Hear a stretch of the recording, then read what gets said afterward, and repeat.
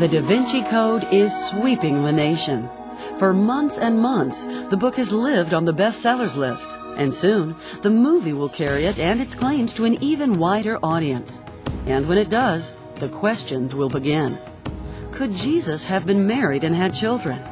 When did people begin to believe Jesus was God?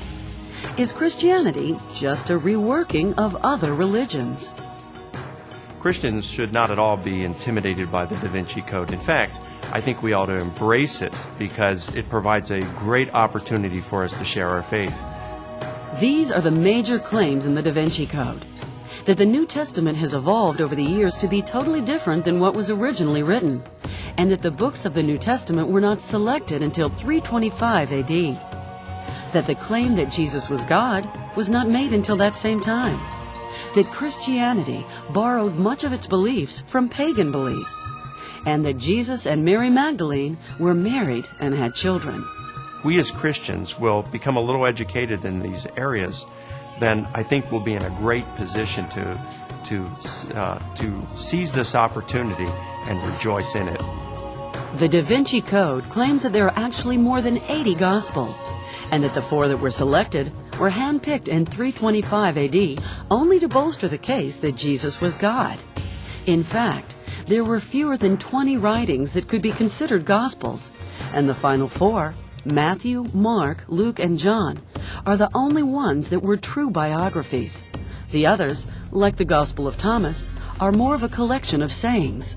The bottom line is the 4 Gospels and all of Paul's letters have never been questioned. The Da Vinci Code says that Jesus was never known as the Son of God until 300 years after his birth, and that Emperor Constantine only made that claim for Jesus to make Christianity superior to the other competing pagan religions. This is so easily disproved that it's hilarious.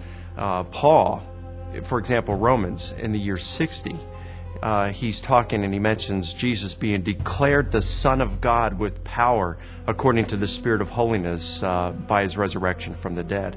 The Da Vinci Code claims that many of the tenets of Christianity were taken from pagan religions as Emperor Constantine was trying to stamp out the other beliefs, and that traditions like meeting on Sunday came from a sun god. Christian worship on Sunday had nothing to do with following a pagan sun god, as the Da Vinci Code claims. We can see that this was happening, long before the day of Constantine, and that it was the practice of Christians from the very beginning to meet on Sunday. The better explanation is that they sincerely believed that Jesus rose from the dead on the first day of the week, and that's the day that they began to celebrate.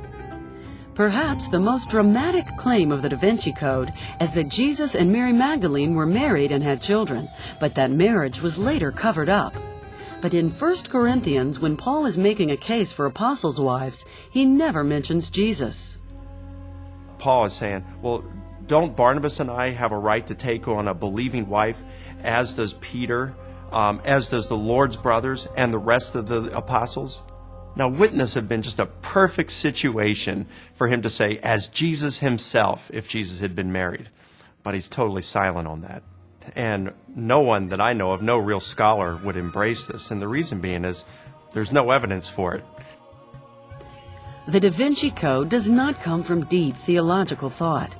It is simply a novel, a work of fiction whose claims are easy to answer. You just have to know how to break the code. We should expect to be asked a lot of questions about this movie, about the book, and what we think of it as Christians. In fact, we're going to be challenged by it. I am glad it's coming, and I want to embrace it because this is going to provide great opportunities for us to be able to show that Christianity does stand up under scrutiny.